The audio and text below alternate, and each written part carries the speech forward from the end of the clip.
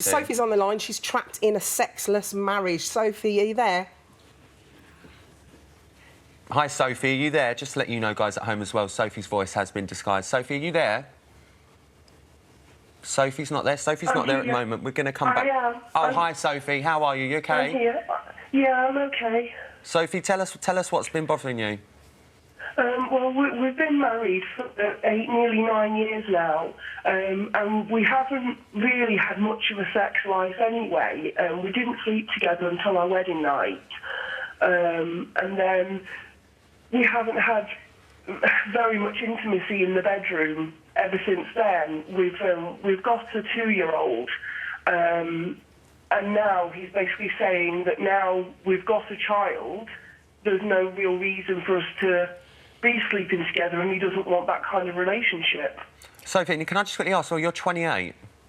Yeah. You're 28, and can I ask the reason why you didn't sleep with him before marriage? Was that to do with religion, or was it just a personal choice?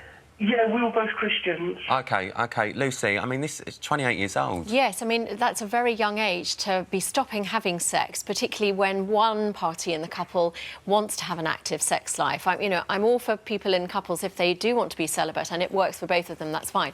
But where Sophie's concerned, that's not really the case. What kind of things have you done with your partner? Have you talked about it, or have you simply tried to engineer sex and it just hasn't happened? Well, for the past 8-9 years, and since we got married, I've tried everything to get him in the mood.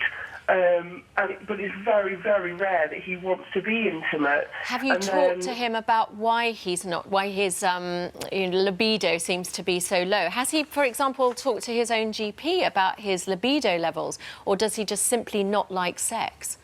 He just doesn't want it. He's just not interested in it. So he won't go to the doctors. I've asked him, but he just doesn't want to. Oh, right. So, in a way, he doesn't even really see it as a problem.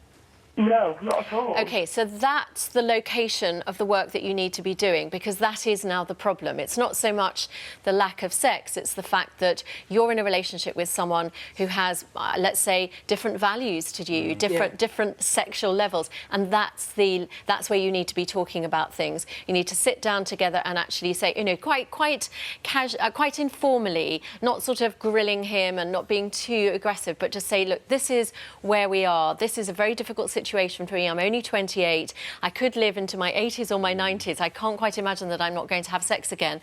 What are we going to do about it as a couple? Otherwise, it's a bit like just being flatmates. Yeah. Do you think, Sophie, can I just quickly ask you, do you think with the religious reasoning as well, do you think that could have played any part in this, is that you waited until then and you said you've only had sex a handful of times?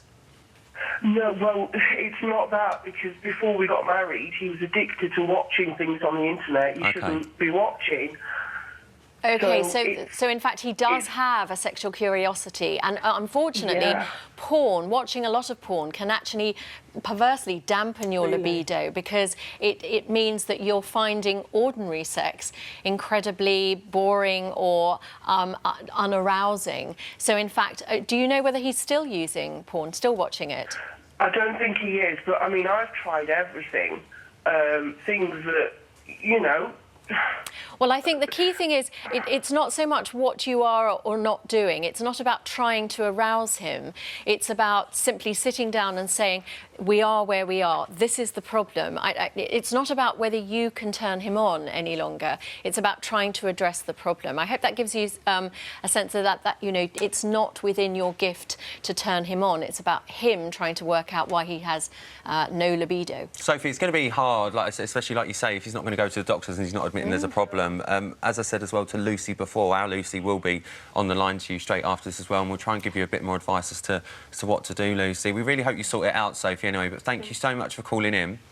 Thank you. Thanks, Sophie. Lucy, it's hard, isn't it? It's a really tough one. Particularly when you're in a relationship with someone, because you have those feelings. You can't just cauterise them and say, oh, this person is either hurting me or doing a bad thing, and therefore I will just no longer love them. Feelings are, that the heart is a very complicated thing. It's always tough when the other one doesn't admit that there is a problem. That there is no problem, Oh, you're the best auntie ever. I love you. I love how you say agony auntie. Because it's half term. Agony auntie. Thank you, Lucy, Thanks, for Lucy. joining us. Thank you so much.